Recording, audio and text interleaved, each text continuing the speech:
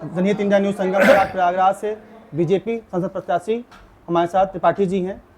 आज पूछते हैं कि वो जनता के लिए, प्रयागराज की आम जनता, गरीब जनता के लिए क्या करेंगे। सर, आप सांसद बनने के बाद प्रयागराज के लिए क्या सोचे, क्या रोड मैप आपका है? देखिए, जो मेरा लोकसभा क्षेत्र है उसमें कुछ अपनी समस्याएं हैं और कुछ वहाँ काम और होने हैं। वैसे तो सरकारी योजनाएं सारी चल रही हैं, उनका लाभ सभी जो है वहाँ के रहने वालों को और सभी आम जनता को मिल रहा है।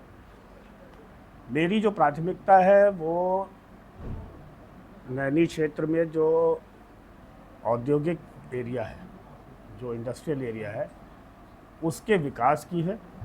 उसमें जो रुगड़ पड़ी इकाइयाँ हैं उनको फिर से चलाने की है। कोशिश मेरी रहेगी नई इकाइयों को लगाने की, और स्कूल, कॉलेज, हॉस्पिटल, इनकी वहाँ ज़रूरत है, उसकी भी मैं जो है।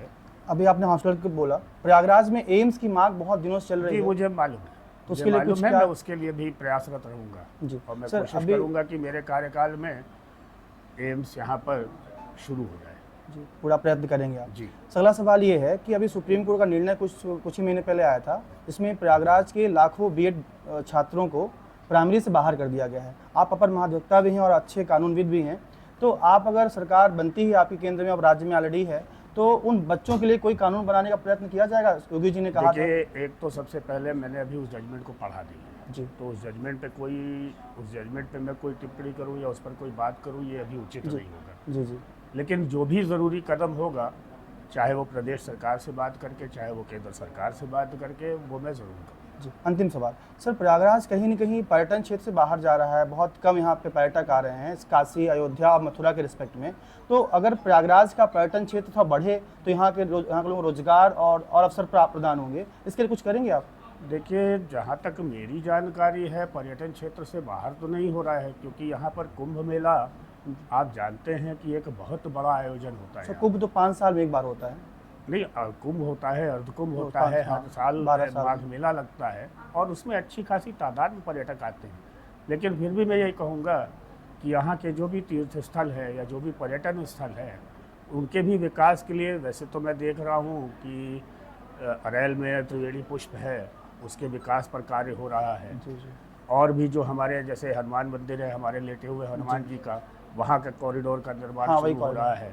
तो ये सारी चीज़ें हो रही हैं, विकास की चीज़ें हो रही हैं और इससे पर्यटन को निश्चित ही बढ़ावा मिलेगा। तो आपके आने के बाद और इसमें गति आएगी? मैं निश्चित और उसमें गति ले आऊँगा जी। मैं निश्चित और भी जहाँ भी पर्यटन स्थल हैं जी, उनको खोज करके और उनके विकास के लिए काम करूँगा। यूनिवर्सिटी ऑफ इलाहाबाद एक अच्छा संस्थान रहा है, लेकिन कुछ विगत सालों में उसका महत्व थोड़ा कम हो रहा है, इस पर क्या करेंगे आप? देखिए, महत्व नहीं कम हो रहा है। जी।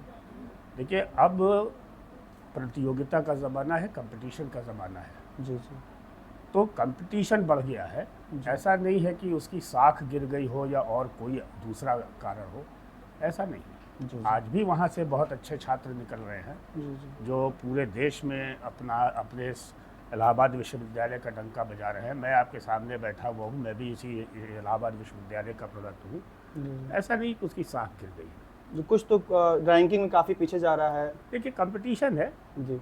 कंपटीशन है, लोग यहाँ से अब बाहर जा रहे हैं। दिल्ली, इलाहाबाद के ही बच्चे बाहर जा रहे हैं दिल्ली पढ़ने, जी। आगे की पढ़ाई करने। तो यहाँ भी उस क्षेत्र में भी जो भी संभावनाएं होंगी उनको भी मैं ज़रूर उस पर जो है काम करूँगा। जी जी। बहुत बहुत धन्यवाद आपका मुझसे बात करने के लिए। जनहित इंडिया न्यूज़ आपको शुभकामनाएं दे रहा है। थैंक यू, बहुत धन्यवाद।